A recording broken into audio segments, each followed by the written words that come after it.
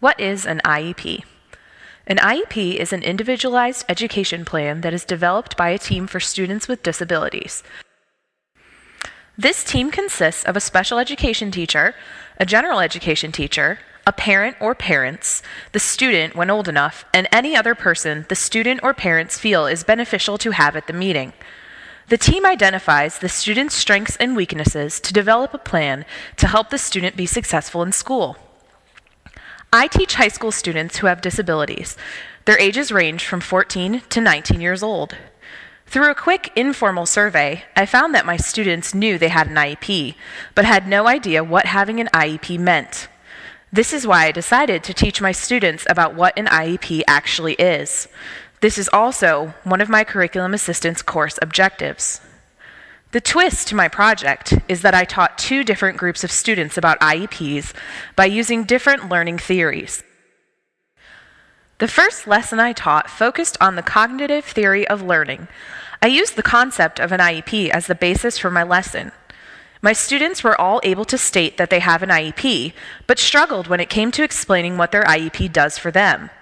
I used this prior knowledge of students having an IEP to build my students' new knowledge of what an IEP actually is. The lesson started off with a quick journal entry, during which my students wrote what they knew about an IEP. From here, I read two different articles to them as they followed along. The articles gave information as to what an IEP is and how their IEP applies to them. After reading the articles to my students, I had them write an essay that addressed 5 questions. These questions include: 1. What is an IEP? 2. Who develops an IEP? 3. What is a transition plan? At what age do you start to have a transition plan? 4. How does having an IEP affect you personally? And 5. Is it important for you to be present at your own IEP? Why or why not? I found that my students were able to use their learned strategies to answer the following questions with word-for-word answers from the text I provided them with. This is a strategy that I have taught my students to use when they are asked to answer questions after reading text. This is an example of the information processing component of the cognitive theory, in which students are able to acquire facts.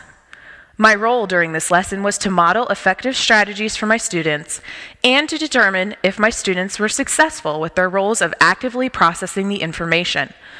I evaluated what students learned by reading their essays.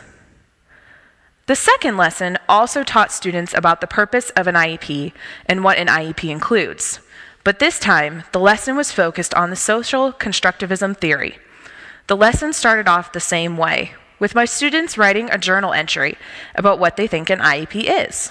The responses I got were: an IEP is when you have a learning disability, or an IEP is a meeting that occurs. Yes, both of these answers are correct statements, but there is much more to what an IEP is, and I wanted my students to gain a better understanding of what an IEP includes. After my students wrote in their journals, I read the same 2 articles aloud that I used in my first lesson. This time, instead of having my students write an essay about the information presented, I split my students into 2 groups. Each student had a role within his or her group. These roles included time master, material gatherer, and information organizer. When my students were in their groups, they had 10 minutes to discuss the same 5 questions. As a review, these questions include: 1. What is an IEP? 2. Who helps develop an IEP? 3. What is a transition plan, and at what age do you start to have a transition plan? 4. How does having an IEP affect you personally? And 5. Is it important for you to be present at your own IEP? Why or why not? The students created a plan for how they were going to present the information on a poster. Students contributed to their group's discussion. This is a component of the social constructivism learning theory. During these group discussions, I played the role of facilitator. I listened to the group's discussion and helped clear up any misunderstandings my students had regarding an IEP. After my students had time to collaborate and create their posters, they had a few minutes to decide who would speak when they presented their posters to the class. After my students finished presenting their projects, which addressed the 5 questions, I was able to clear up any misconceptions that they may have had. I have included one misconception in the following video clip. who helps develop an IEP? Well, a lot of people ask that, so we said parents, because they do a lot of that, because they're the one who decides it, and special education teachers, because they help with special education.